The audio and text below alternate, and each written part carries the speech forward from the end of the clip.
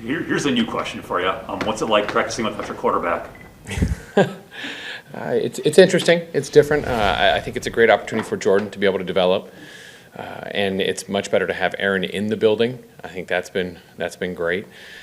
So it's just one of those things you got to keep grinding. You got to make sure everybody else is prepared and ready to go for when Aaron gets out there. What's the biggest benefit, or I guess difference in a positive way, for having Aaron in the building as opposed to not, since he's not on the practice field like last week, but just having him in the building? I mean, just his presence. I mean, it's amazing. It just takes everybody to another level. I think that's when you are around those great players. I mean, they make everybody around them better, even if they're not playing, because they all know he's watching.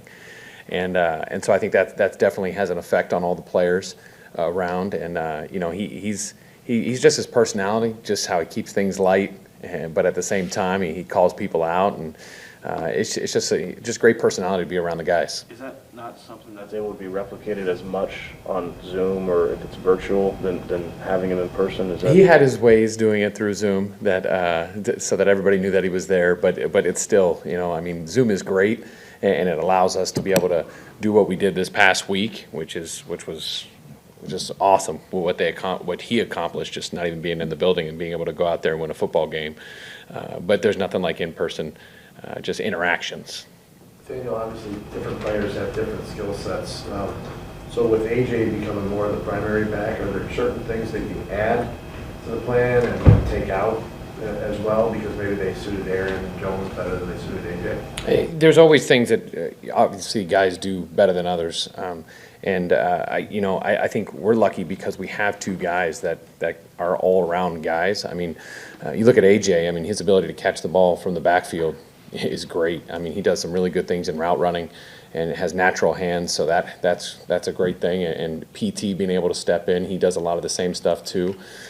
So I think there's some wrinkles, some different things that we'll want to do just to, again, to be able to benefit AJ, some things that he probably does a little bit better than Aaron, and then Aaron has some things that he does better. So we'll try to get it kind of honed in on what's going to make them the most successful.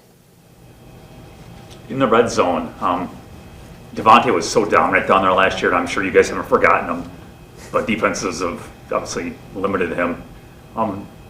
How do you get Devontae going, or B, is it just everyone else has to at some point make the plays because defenses just aren't going to let him get going?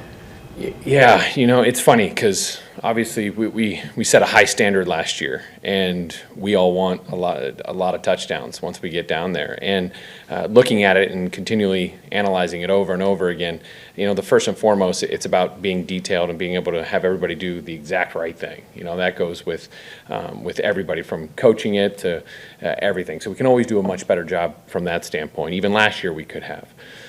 We're always trying to target Devontae. We're always trying to hand the ball off. We're always trying to find different creative ways to give people the ball. But, we had a penalty right out the gate in the red zone, which set us back and took us out long down and distance situations, so that hurt. And then, it's just about execution, and it's about continually finding ways to get people the ball, and we just got to keep finding different ways. It's not necessarily that people are doing something specific or doing something different. It's just about being aggressive but still being able to hand the ball off. I thought we made a good adjustment by continually handing the ball off last week and got a couple touchdowns.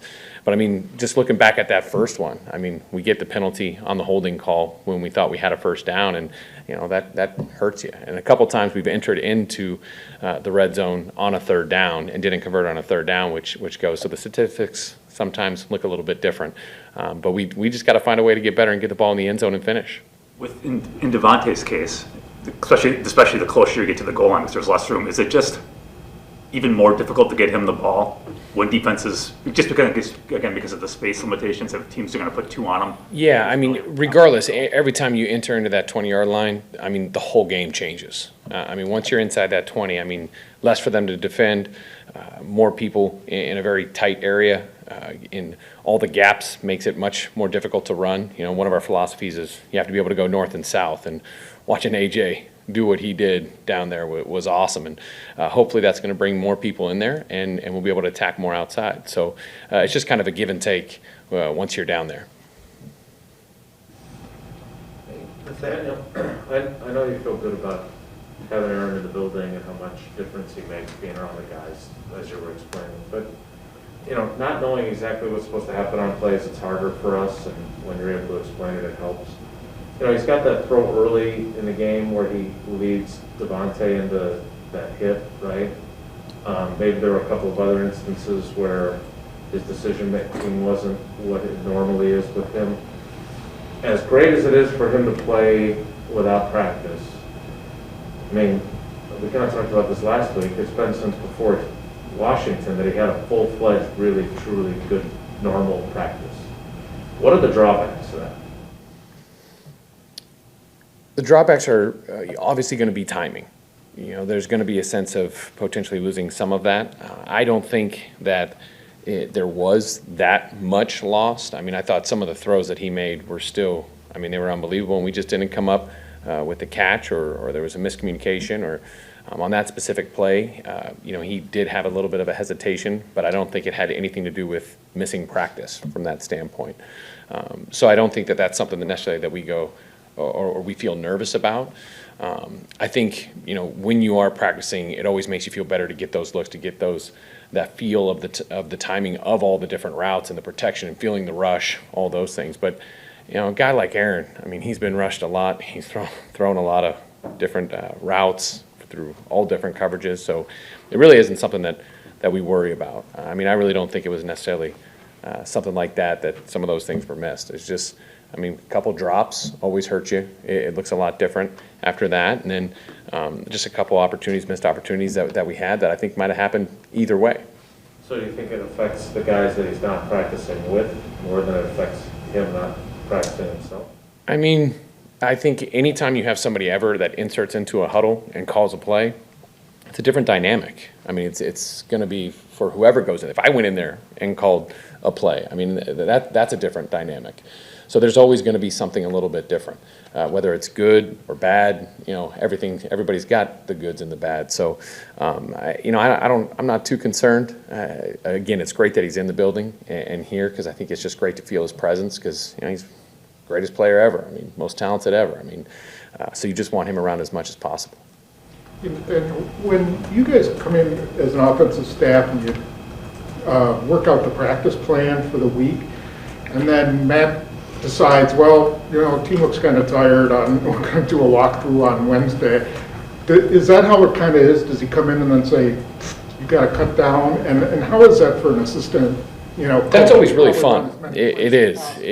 When you get everything planned and everything's all organized. And I would say, I'll tell you, our quality control guys do an amazing job. Ravel, Mahaffey, Zetz, those, but everybody does great. But I think the stress goes on them more than anything whether you change a rep, or because all of a sudden you're going to do something different, you got to move some cards around. And for us as coaches, we're so organized, and every single thing is spelled out. We go over it, we check it. The coaches are all scripting, so it definitely adds a wrinkle to, I think, all the coaches. And today our coaches did a great job. That's part of football, is things are changing all the time. So sometimes it's good just to change it up, so that in a game, if something happens, you got to make changes. And but it definitely adds a little wrinkle that you never expect. But you do your best to be able to get a good practice out there. When you don't get a full practice, or you have to limit the amount of snaps, how nervous does that make you? That's a great question. You sit there as a coach, you want to practice everything. You want to verse the perfect look. But even when you go out there, sometimes you might not get the perfect look. Minnesota's got some great players out there, and they play things very well and understand their system. And we're drawing it on a card, trying to recreate it how we think it's going to happen. And then it might be that perfect card, but somebody might see something else and react different. So, you're never getting that 100% perfect look. You're just doing your best to be able to recreate it as much as possible. So, again, I think for a coach, you're always trying to get as much practice as possible, but it's so important for the guys to be fresh. I've learned over time, and Matt has really opened my eyes more than anybody, that the guys being fresh, the guys just knowing what to do is so important. It's the most important thing by far, to be able to go out and execute. And then getting that timing, just kind of like we talked about the timing with Aaron, all that stuff. It's more, hey, if they don't know what they're going to do out there, we're in trouble already. Doesn't matter who's playing quarterback or how much they've practiced. So I think it's about being fresh, being able to get out there, run full speed, and at the same time know what you're doing. So I think it goes back and forth for coaches. Sometimes in training camp, you guys will say, do it again, You run the play and something was wrong. I wish we could do that in a game. Just, it didn't work. It didn't work right. Hey, could we reset that one? Can we get? If it's screwed up in practice, do you do it again, or do you just say, hey, we only got so many plays?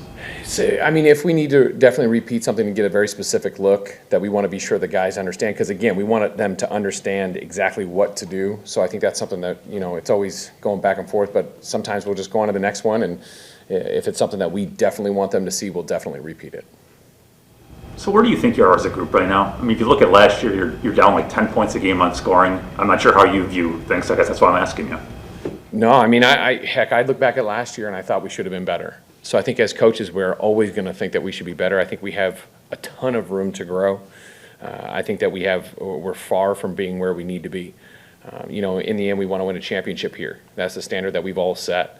And we got to get better, and we got to continue to just have that arrow go up. It's about December football. You want to be rolling then. I mean, we were the best, red zone team in the world last year, and then in the end, the red zone's what got us in that championship game. So really all that matters is being able to just continually get better and better and better and hit the highest level you possibly can as you enter the playoffs and continue that as far as you possibly can.